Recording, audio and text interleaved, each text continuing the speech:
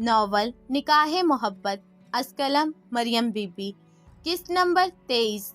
مریم نے بے ساختہ دروازے کا سہارا لیا۔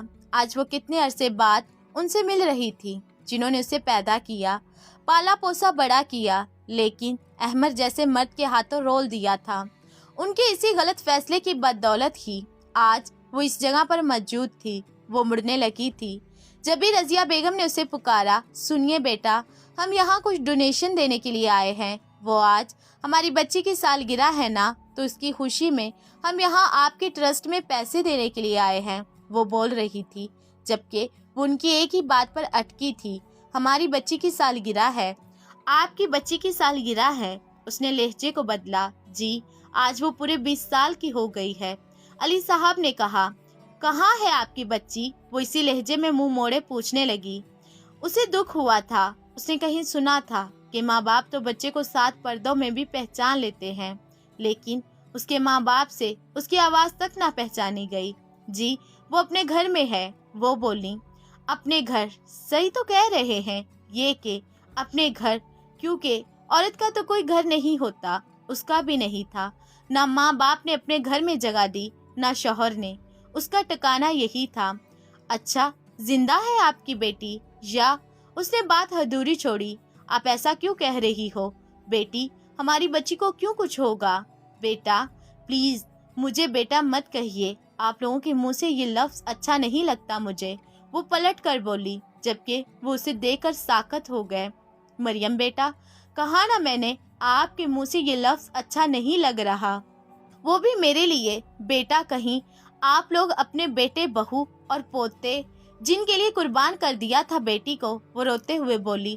مریم میری بچی، ہمیں معاف کر دو، ہم نے تمہارے ساتھ بہت زیادتیاں کی ہیں، ہمیں معاف کر دو۔ علی اس کے پاس آتے بولے، وہیں رک جائیے آپ لوگ، مجھے آپ جیسے بے حس لوگوں سے نہیں ملنا۔ مریم یہ کیا کہہ رہی ہو تم؟ اپنے ماں باپ سے بھلا کوئی ایسے بات کرتا ہے؟ وہ بولی۔ ماں باپ؟ آپ لوگوں کو یاد ہے کہ آپ میرے ماں باپ ہیں؟ وہ بولی۔ ارے آپ لوگوں نے تو کر دیا تھا قربان اس بیٹی کو جسے آپ لوگوں پر بڑا مان تھا۔ جب آپ نے بیٹے کو اس کی خوشیوں کو چن لیا تھا تو اب کیوں یاد کر رہے ہیں اس بیٹی کو جو آپ پر بوجھ تھی؟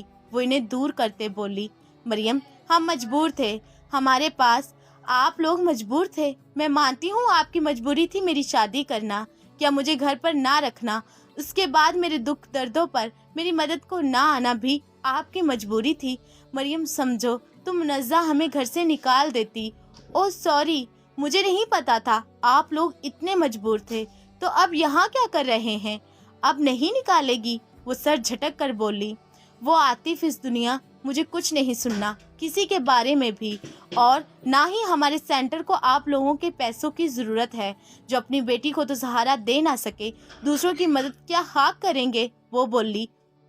جنت بچوں کو لے کر کمرے میں داخل ہوئی۔ مریم دیکھو، ہم اپنے کیے پر شرمندہ ہے، کیا کروں میں آپ لوگوں کی شرمندگی کا؟ مجھے روگ لگا کر عمر بھر کا اب آپ لوگ شرمندہ ہیں۔ آپ لوگ چلے جائیں اور دوبارہ کبھی مت آئیے گا۔ مریم روتے ہوئے بچوں کو اٹھاتے بولی۔ مریم یہ تمہارے ہیں؟ ماشاءاللہ بہت پیارے ہیں۔ وہ ان کے سر پر ہاتھ رکھنے لگی، لیکن مریم نے پیچھے کر لیا۔ جب آپ کا مجھ سے کوئی تعلق نہیں تو میرے بچوں سے دور رہیے۔ مریم ضد مت کرو، چلو ہمارے ساتھ، ہمیں تمہاری ضرورت ہے بیٹا، وہ بولے۔ او واو، ضرورت؟ تو آپ اس ضرورت کے لیے کہہ رہے ہیں؟ کہاں گئے آپ کا بیٹا بہو؟ ان کے ہوتے ہوئے مجھ بدتمیز کی ضرورت کیسے ہوئی؟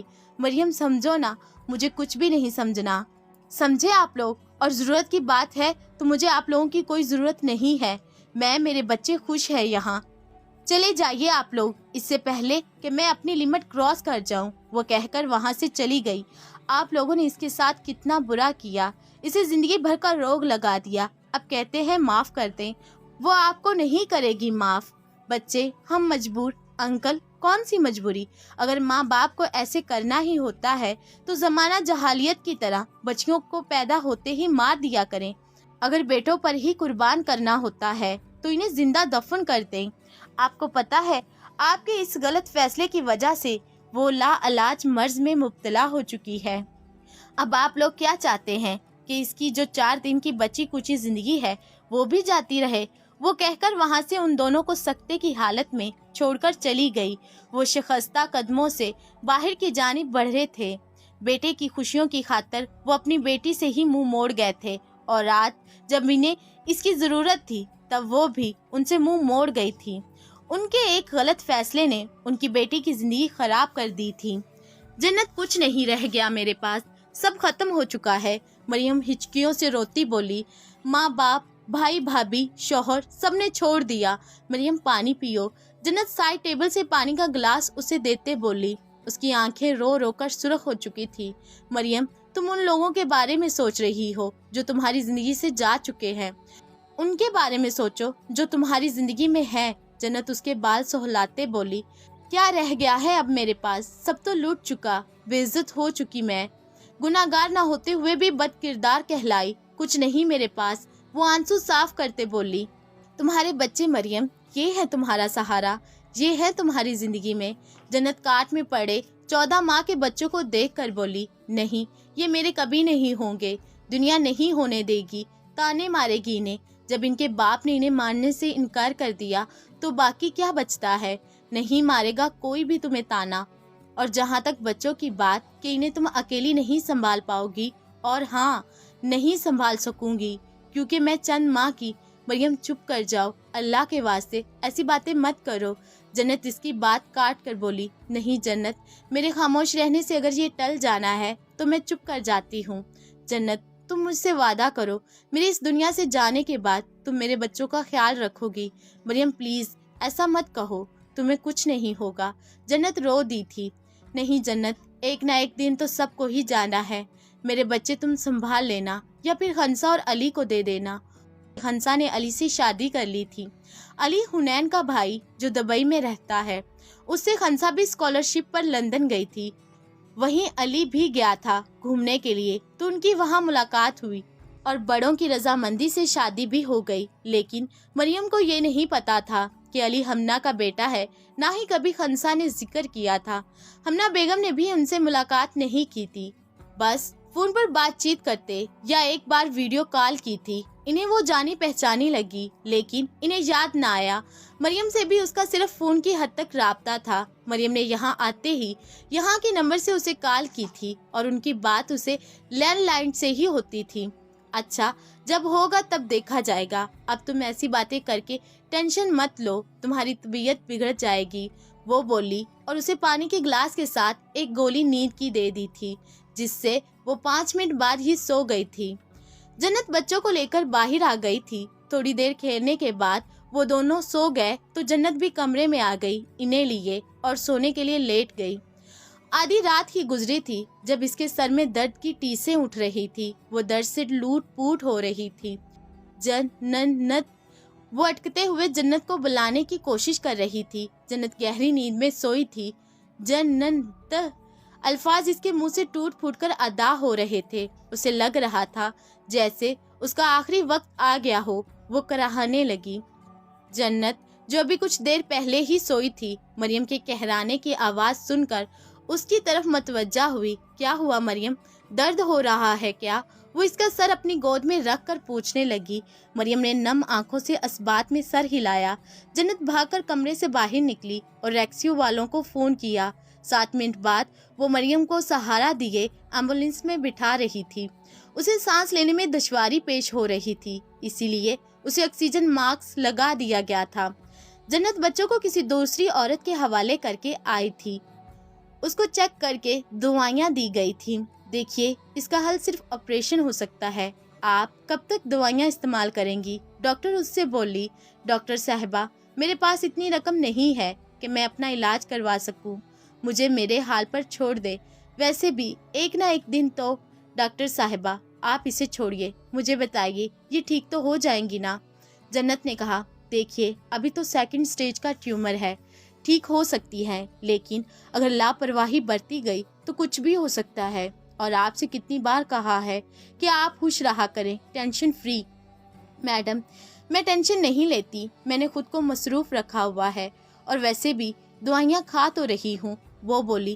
مہربانی ہے آپ کی، ڈاکٹر نے کہا، میں کسی ٹرسٹی سے بات کرتی ہوں، وہ آپ کے علاج کا خرچہ اٹھا لیں گے۔ और जैसे ही कोई फाइनल होता है आपको इत्तला दे दूंगी।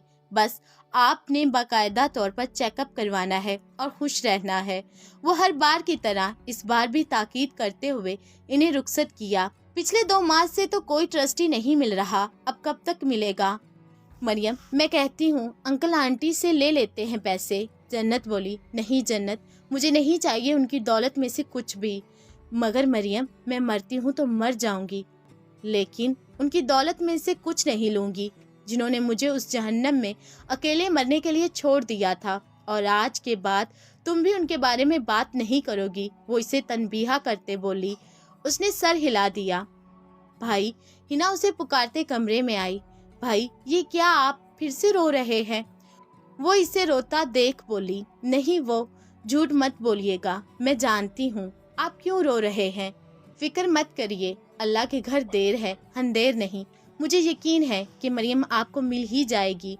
वो इसके बाल बिखेरते बोली। उसकी बड़ी शेप और सुर्ख आंखें इससे देखी नहीं जाती थी। वो सब घर वाले इसके लिए दुआ करते थे कि वो मिल जाए, लेकिन 10.5 माह हो चुके थे, ना वो मिली ना उसकी कोई खबर।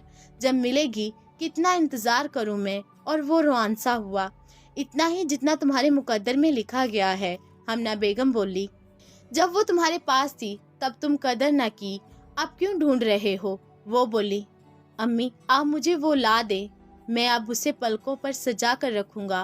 वो उनके हाथ थाम कर बोला, बेटा मेरे बस में होता तो मैं कब का ले आती, लेकिन मैं क्या कर सकती हूँ। वो बोली।